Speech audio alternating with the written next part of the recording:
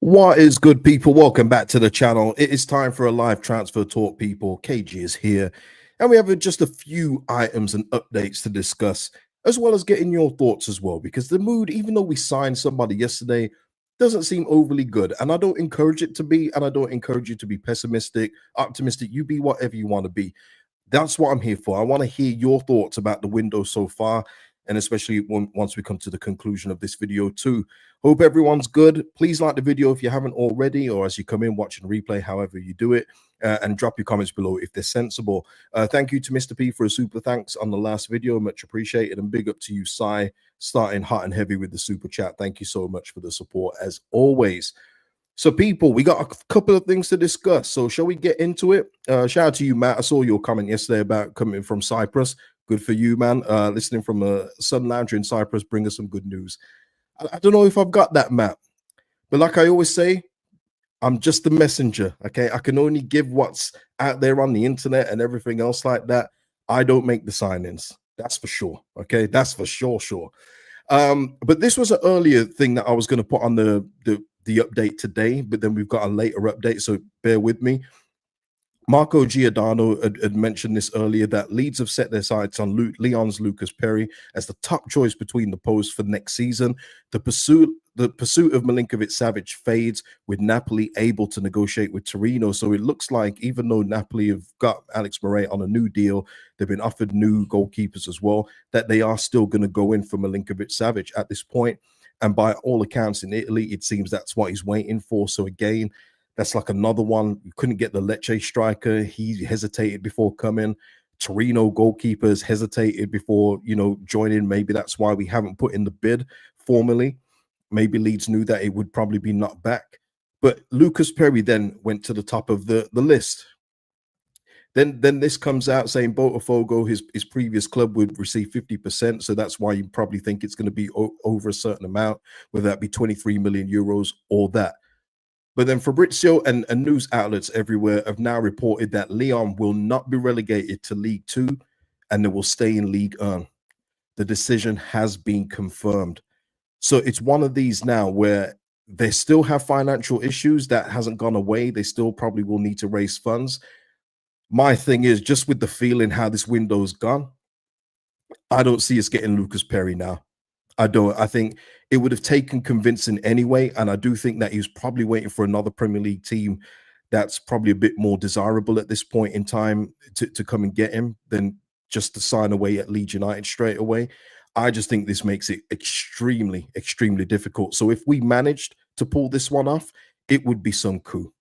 It would, but I gotta say, just how I'm feeling with what we've signed so far and the names we keep getting linked with, I think this is highly doubtful. What say you people in the live chat, man? What's going on? Scott saying here, this is just getting embarrassing now. Nobody else getting a horrible feeling that the 49ers are starting to struggle. Nate, I hope not, man. I hope not. That will do us no good. It will just add to what we've, just no good, man. No good. Jay Racer saying, Farker getting his old band together like it's all the DX at NWO reunions that feel watered down. What else have we got? Did anyone say anything else? Louis saying, KG, time to get your therapist license renewed. Yeah, we haven't had to do therapy sessions in a long time. We've had some concerned ones during the blips that we had in the championship, especially when it came to a goalkeeper not being dropped until he was forced to being dropped. But yeah, it's been a while since we've been on the couch for therapy, man. But we may have to bring him back, not gonna lie.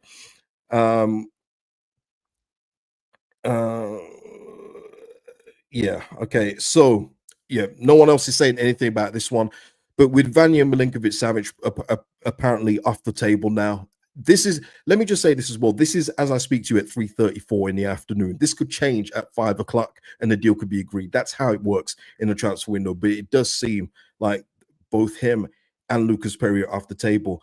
Is Livakovic still in play, as I mentioned in an earlier video, or Zentner, who's going to be the goalkeeper? Yeah. I don't know what's going on with the internet there. What's going on, man? You guys can hear me, right? Yeah, you guys hear me, right? Lewis saying, give me the ball, man. Yeah, it would have been lovely to have him in it, a real commanding presence. But that's the latest update when it comes to the goalkeepers. Let me know your thoughts in the comments. Sean Longstaff, have to give this update. According to the Chronicle, Newcastle have accepted the bid, which was very obvious. They were going to accept a 12 million bid for this guy. They would be fools not to, with just a year left on his deal. But it is said that he is, let me just get the quote here. Uh, if Longstaff were to leave, it would be a heavy heart. However, the opportunity for more regular football at Ellen Road could be too attractive proposition to turn down. But he is assessing his options, as he wouldn't be an outright first choice in the midfield with Ampadu and Tanaka, which I mean is very, very obvious. So I don't know. I don't know what this means in terms of Longstaff. I do think that this deal is going to get done. I think there's just been far too much smoke regarding this one. Maybe it is because it's like a 20-year relationship he's severing now, and he's just making sure that he's making the right decision. Don't hold that against him. I know, other fans probably would. If he's not really committed to Leeds, don't let him come. But it's a big decision for him to leave his boyhood club. So I understand it, but maybe he's hoping that another Premier League team that's probably got a little bit more of a gap in midfield for him to play more regularly will come in for him. Could be that as well. You just never know. It's a big decision, man. Louis saying it's like taking punch after punch with these updates. I know. Yeah, I know. Listen, we'll see what happens. I do think this one does get done, though. But that's the latest update in terms of the Chronicle saying that Sean Longstaff is mulling over his decision to join Leeds United at this point. But Newcastle have accepted that bid. Now, another one, as it says in the title, Buendia is being linked. And this is via Graham Bailey, and I know Graham Bailey gets a bit of flack, but he has got a few things right this summer, in all fairness to him, so you have to give him credit at some points. Some would say he throws 100 things at the wall, something's going to eventually stick, but he has got a few things right this summer. And according to him, Leeds want a loan to buy option for Emi Buendia. He says, I'm told that Leeds want Buendia with a loan with an option to sign him. Think Leeds are waiting Villa out. We know that we've been rejected by Buendia a few times in the past, especially while being in the Championship. Again, I don't actually hold that against him. I understand players that don't want to drop down into the Championship. But the thing is with Buendia, he's not the same player ever since his ligament injury. And I would even say as well, being in the Premier League, he's flattered to deceive as well. I don't think he's been that good in the Prem. So it's one of these now where it feels like Farke is just, if this is the case and we do get Buendia, it's just like Farke just trying to get a mini band back together, as an earlier comment said. And it's just uninspiring. It would mean that I had 8 options, because I don't think we're going to play with a 10 this season, people. I think it's going to be an advanced 8. It would be between him and Brendan Aronson if he's to come in. I don't know how that sounds to you guys, but it doesn't sound too exciting to me. Listen, there's always the chance that Buendia could recapture the magic he had under a manager that he has publicly professed that he respects and admires. There is always that chance of happening, but the evidence when I've seen him play lately is not good. It's not good, people. Now, the loan to buy, it will be on a basis of factors. It will be probably on games played, and definitely upon us surviving in the Premier League. There's no way that we'll put an option to buy in if we get relegated. That would not make any sense. 49ers wouldn't do that. So it essentially could just be a loan for the season. But what say you, man? What say you? Lewis here saying, what in the I can fix you is going on? Need to build a hospital at Ellen Road. Yep, I hear that. Nate, I think if Longstaff is the advanced 8, Nate, then we are finished, because he can't pass and he can't shoot. It's as simple as that. He's an energizer bunny. That's what you use him for. If he is the sign, he is in the positions of Ampadu and Tanaka. That's it. If he's playing advanced 8, we may as well just give up. Let's have a look. What's everyone saying here? Yeah, he hasn't done anything for 2-3 seasons. That's correct. SB, yeah, you put this in the comments earlier, but I'll put it out there. Lack of experience in the transfer team is really showing. Underwood is brand new to the acting director of football role, and he's barely had a few weeks to get up to speed. No surprise that our transfers are so slow. Yeah, I mean, what I would say with that, though, is everyone's got to start somewhere, and he would have had experience learning under some very experienced hands in Steinson and Nick Hammond. So It is a different thing though when you're taking over, much like the thing about a coach going into a management role. You can shadow managers all you want, but eventually when you're the manager, now it's all on you. So yes, there is a glaring difference, but you're right. When we're going to go to Sunderland in a bit, your favorite team that we love to talk about on here, but you can see the difference in the way that the clubs are moving for sure. Yeah, that's what I mean. Get Harmer in, man. Get Harmer in. And he's not going to be expensive either. I don't think he's going to be expensive. I don't think it would cost too much, but we've literally just spent 30 million. And I purposely didn't mention it on the earlier video because it's not about the cost. I'd be impressed if we had got Borna Sosa in for 2 million or Tagliafico on a free transfer from Leon. I'd have been more than impressed with that. It's not about the cost of the players that's concerning me, people. It's the quality. Because we're buying, I'm going to keep on saying it because it's true to me. Biol aside, the rest of the signings could have signed for Norwich with Daniel Farke. They could have. Goodmanson in his video was very good in his introduction. The main thing he kept saying, though, was the Premier League. It wasn't really so much about Leeds until he was asked about it. It was more about the dream of playing in the Premier League. Goodmanson would have come if his dad's team, Blackburn, had got promoted, in my opinion. We are not getting any players that are making us any different at this point than Ipswich last season. They got Cash Juice Day, I think, on loan. That's probably one of their ones that they thought could have dragged them over the line. The rest of them were signings that they were hoping to finish 17th, and they got what you get when you try and finish 17th. That's why I keep saying you need to try and aim to finish higher with the caliber of talent you're getting. But we are getting a few rejections so far. And I know the 49ers keep on trying to get it cleared up in the press with their mouthpieces from the YEP and Barron. But it's been very evident that we've been getting rejected. And I'm going to go to one in just a moment. Yeah, and people, give me your thoughts on the Buendia thing. You guys know what I'm saying. George Petrovic, the reason why I'm bringing him up, because it looks like he's rejecting Sunderland and is going to head to Bournemouth. But this is what I was just talking about. He is keen on a move to Bournemouth. When we heard weeks ago, he did not fancy the move to Ellen Road, which is when I just stopped saying his name, because once you say that, kind of just shuts it off for me. And until something else comes up, I will just leave it alone. But he wasn't keen on the move to Ellen Road, but he's keen on a move to Bournemouth. Now, all things being equal, and listen, this is no offense to any Bournemouth fans, Leeds United and Bournemouth being in the Prem, we should be the bigger pool with the 49ers, the stadium, the history of the football club. But Bournemouth, in recent history, have been more established as a Premier League club, and they've got Iriola as their coach. And that is a big factor why so many of those players went there last summer or the previous summer to that. And it is for me, it is starting to sting us a little bit in terms of that. Players preferring other projects. How are you preferring Bournemouth over Leeds United?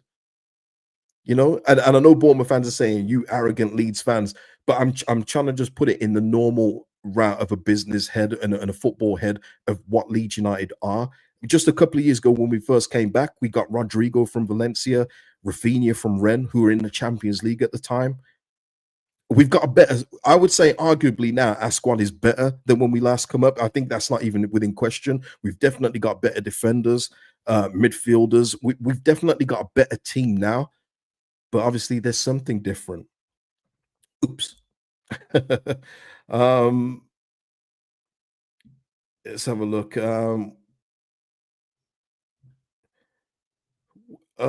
He's Basuma. Where's Basuma going? Where's he going? Let me just say. Let me just see. That will be on Fabrizio's page, right?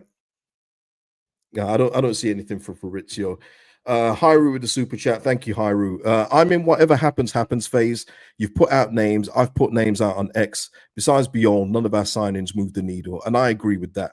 And listen, for the people that think you've got to sign star players in every position or think that's what I'm saying, I'm not saying that. But I just feel that there's been other players out there that would give you just that little bit more quality on the ball than what we've currently got right now. When you look at what's going on and the videos promoting, we're going to probably hear about Goodmanson for the next 3 days. Byram's had a 2-day celebration for his new contract. It's looking a little bit sticky, shall we say? Shall we say that? Rusty is saying, I agree, there's plenty of quality that can be secured for a decent fee. However, I'm just frustrated regarding the outrageous low bids we're rumored to be constantly putting in. I'm okay with that. Russ, as long as they realize that that low bid isn't always going to secure it and that they need to meet in the middle, like we did with Beyond. We did the exact same thing. Udinese wanted a deal worth 22 million or something like that. They wanted that in total. I think I can't remember where it went. Did it go to 21 or something like that? After add-ons, you'll have to forgive me on the details. But yeah, when we're talking like the one we rumored for Livakovic for 7 million, but Fenerbahce want 10 to 12, yeah, get a move on with that. Please get a move on with that. Get a number one goalkeeper in. Oh, Fenerbahce. Okay, fair enough. Fair enough. But yeah, Tony here saying definitely harmer than Buendia. It's not even close either. It's not even close. And the people that keep on talking about Harmer's weight, I've already debunked that. If you go on his Instagram, the guy's been working out all summer. He's back in shape again, and I think he'd be motivated to play in the Premier League again. But yeah. Mike here saying 49ers are keeping their powder dry for a Sesko swoop. Tremendous. They want like 92 million, Mike. I don't know if we got that in the coffer, one of those. But yeah, bringing up Petrovic was more to do with him preferring the Bournemouth project over Raz. But what I will say is another way of looking at the way signings are going is this one, which is, and I don't want people to focus on the AFCON thing. That rhetoric's getting really boring to me. I want you to focus on the quality of the player that Sunderland are bringing in. And this is where I was going when I was mentioning Christian Norgard from Brentford, who I would love to have made a statement and get him from Brentford. And you've seen him move to Arsenal for around 11 million euros, which is an absolute bargain for that player. That's what I was talking about. It's not about spending 20, 30 million on every single player. It's about the quality of the player. And Norgard is one of those for me. If we had got him in, he's in our midfield straight away. Leader, brilliant on the ball, brilliant defensive stats, can get forward as well. Just an all-round good midfielder. Simon Adingra is an absolute quality winger from Brighton. And playoff promoted Sunderland have managed to agree a deal with him. And part of the reason of that as well, in personal terms, and the project of the manager, who is great with young players. And it just feels like it's becoming a little bit of a pattern. Now, listen, people, we're on the 9th of July, and I said this in the earlier video, but I'll say it again. There's no rush to get everybody in right now, but we're seeing players like Pashal moving now, agreeing terms with Marseille. He's going to be off the board. Even if you wanted Timothy Weah, he's agreed terms with Marseille. He wants that move. He's off the board. The problem is we're going to start to lose players that are attainable, and then we're going to be left with who's going to be grateful to come. And then that's when you're really in trouble, because you don't want players that are just grateful to be here. You want to work for the better players. That's what it takes to sign these kind of players. When Ronaldo, finished his contract at Atletico Madrid, do you think that in the summer he thought that Sunderland is his number one destination? No, it wasn't. But the thing is, Sunderland have obviously, their recruitment team, their coach, have sold him on the project, and he's now there on a 2-year deal. That's what I need us to get doing with some of the better quality players, because Sunderland, for me, are basically caught up with us. They've already got Talbian on the wing. They've signed other wingers as well. Adingra go in there as well. They've got some work to do with their defense. I would say that we've got a better defense overall than them, but the gap shouldn't have been this close.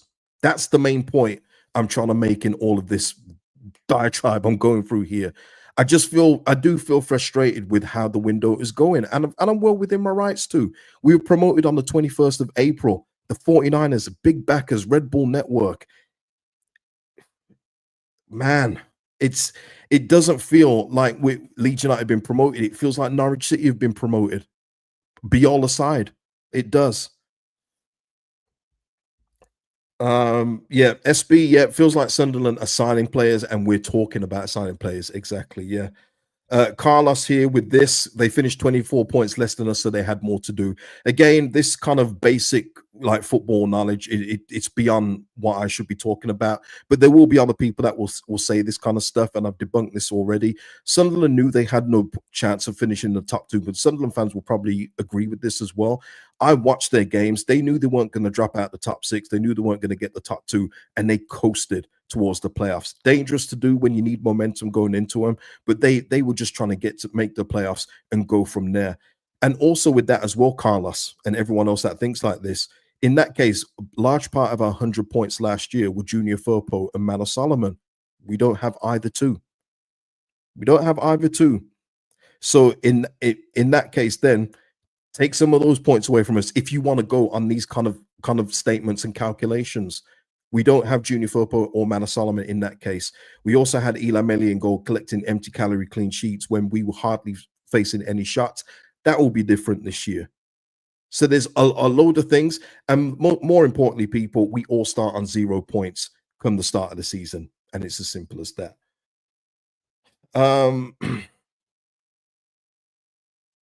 Let's have a look here. Yeah, do we carry 24 points of the season? I know it's just honestly, things like that. I don't usually reduce myself to those kind of things, but there will be other people that will think that like that. So I just put my point out there.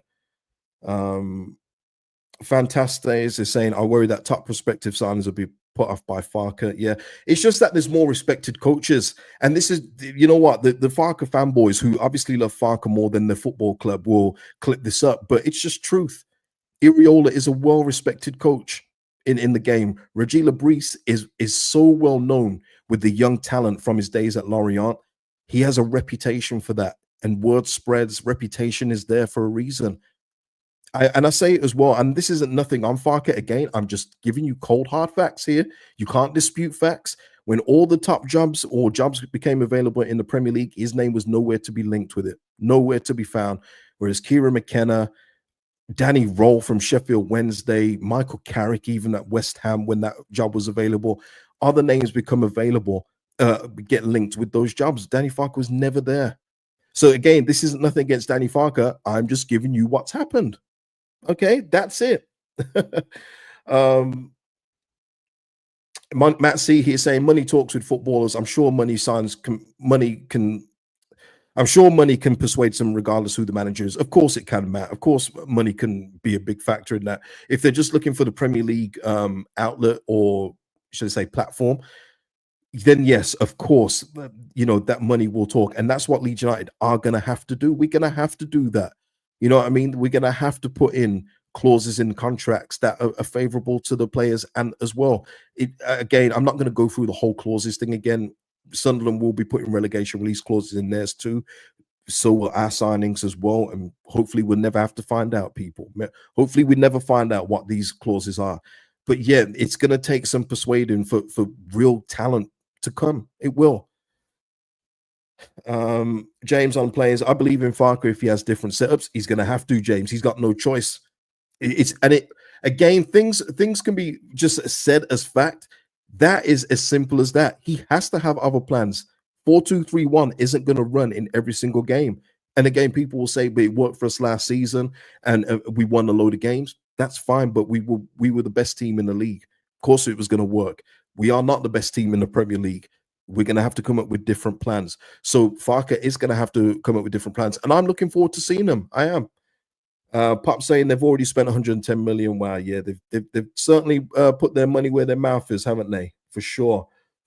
AFV saying here, hamstrung by Farke in the window, and he'll be gone by Christmas. We will see. Jack Corsell saying Farke will be gone before 10 games. Look, I'm not saying this, but I will just say this as well.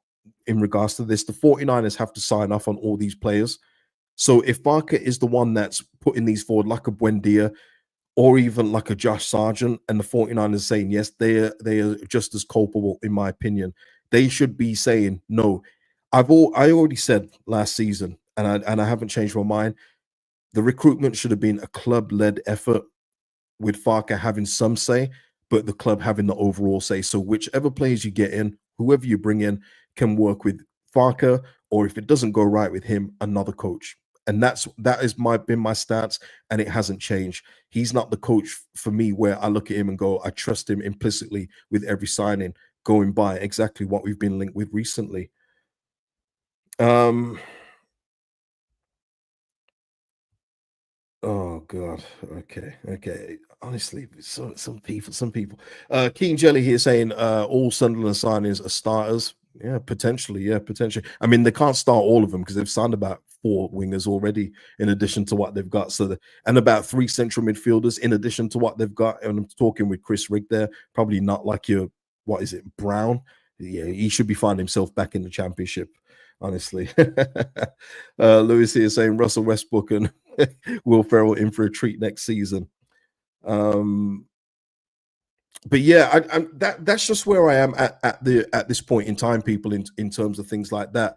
I am looking at Brentford as well, though, because I know it could work for them. I've said it already, and Brentford fans will probably say it will work. You know, we trust them. That we trust them for years. It's been going well.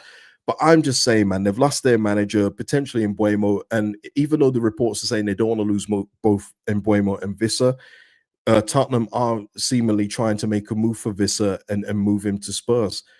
So, and I do look at that. They've lost Flecken in goal as well, and they've replaced him with a fairly unknown who's been a career backup up until now in Kelleher.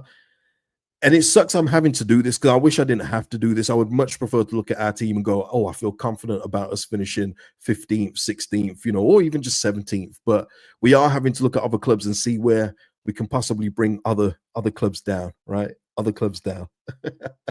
Nate saying Brentford 100% going down. We'll see, Nate, but maybe they'll find a way, Nate. But I just feel, I don't know. There's just something with all the changes that they've made. Losing Norgard as well, the club captain.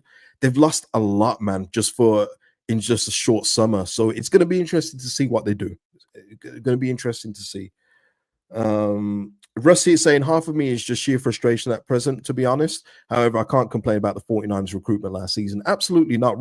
Russ, they've had a really good recruitment record in terms of the Championship, but we're playing on a different playing field here. So it's the same thing of the players have to step up when we're in the Premier League. The manager has to step up. So does the recruitment.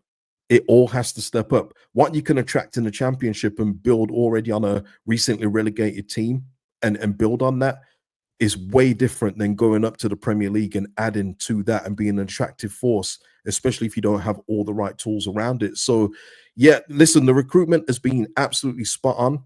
But this summer, at this point in time, though, it's underwhelming for me. That's all I'll say. I'm not saying it's terrible, but it's underwhelming at this point in time. Yeah, people talk about the fixtures. I'll give you the update here. Leeds United's Premier League matches with Arsenal and Newcastle are both moving to 5:30 kickoffs on August the 23rd and 30th, respectively, people. So if you've made any plans, change them. All right, there you go. There you go. But look, I want to make myself clear. I'm not. All it will take is a couple of real quality signings to change the whole outlook of the way that the 11 is. And I haven't got the 11 up again, but I showed you in the video yesterday of what our best 11 is at this point in time, and there are glaring holes in it. There's quality that needs to be filled in the team. So there's still time to do it. Leeds have still got more than enough time to get this done. Just, you know, move a bit quicker, because otherwise, if Pashaw's off the list, who's next on the list in that one? If it was Tim Weir, who's also not going to be available, who's next on that list? You know, it's one of those now where we're going to have to pick it up and get these pieces into place and get them settled in as well. Get them settled into what Daniel Farker wants to do next season. Get to know the team and everything else like that. It's just getting them in, you know, quickly, isn't it? If Stack is the next signing, I think that will change the narrative. Yeah, I mean, there's no guarantees with that, Mike, but yes, Stark, and again, that goes to the Longstaff point of earlier. If Stark comes in, people are saying that he should start over Ampadu, which is an interesting debate, but we've got Farker as the manager, so I'd assume Ampadu gets the nod. And listen, I think Ampadu's been getting a little bit disrespected, okay, in the chat. We'll say that in the comments. People talk about Ampadu, but when he was out of the team, he was definitely noticed. Ethan is one of those where when he's out of the team, people do notice him. But yeah, if we sign in Stark, does that make Longstaff delay his decision even more? Is he thinking, well, where am I going to get a run out in this team? You know, it's one of those where the midfield in that sense would be pretty stacked. Didn't even mean that, but it would be when you talk about Ampadu, Tanaka, and Anton Stark, it would be. But there's been no update on him and his situation. We'll see if he does leave Germany, but I do anticipate a German club going in from also, so that will be an interesting one to follow. Nate saying Strauch is getting disrespected too. Yeah, well, I mean, with me, Nate, in terms of Strauch, I said that we do need another solid centre back, which we've done in Bion. but I would keep Strauch around as a third option, and I think that's what we've done so far. But I did think that if there was any sales that needed to be made before the 30th of June, he would be a casualty. I did think that he'd be a sacrificial lamb, but he's still here, and I'm glad about that. I think our central defense is sorted. We now need to move on to other areas. Howard saying here, sorry, Howard and Eve saying we are definitely going to end up with Sargent. Don't put that on us. Don't put that in the atmosphere. Let's put out something else. Let's put out something. Mitrovic. Imagine seeing Mitrovic do this at Ellen Road for us. Huh? You know what I'd give to see Mitrovic doing this on the hallowed turf of ER. Huh? Get that in. Get Mitrovic. Man, I'll be doing this all day. Yeah, Rusty just saying here, as we come to an end, people, I think I've covered everything at this point. Still need at the very least another 3 to 4 game changers, match winners plus a goalkeeper. We really need to get a move on. Absolutely. Let me just see if Fabrizio's put anything new up or any other news. No, nothing, but something will probably come up in terms of like 10 minutes, but I think that will be the latest one unless there's anything major. I think that will be my final stop for the day. Like I say, I did do another video, so if you haven't watched that, please go back and watch that, and I'll link it in the top corners when the video ends. But yeah, Darren here saying, well, how about Biol convincing Oblak and Sesko to join us? I wish. Sesko did wish him luck though, Mike. Michael, if you're still in the chat, he did wish him luck in his move to Leeds, so he is aware of us. He's aware of us. That's transfer window talk. He's aware of us. We're aware of him. Interest. Good old Lee Gunner talk. Matt C saying here, I take Rodon ahead of Strout every day, primarily because he's always available. Listen, I like the centre-back pairing of both Rodon and Biol. I think that is absolutely solid. Sounding anyway. In my head, it sounds solid. So I'm absolutely good with that. I just want to move on to now other areas that are in dire need of upgrading. But yeah, I know. I'm not going to bring that one up, but yeah. And that's not going to run either. I still have nightmares about Strauch at left back. Never again. Yeah, we can't do that again. Someone mentioned Schmidt. Mentioned again, his agent in the summer has said that he wants regular football, so it won't be here. So I do expect Isaac Schmidt to move on this summer as well.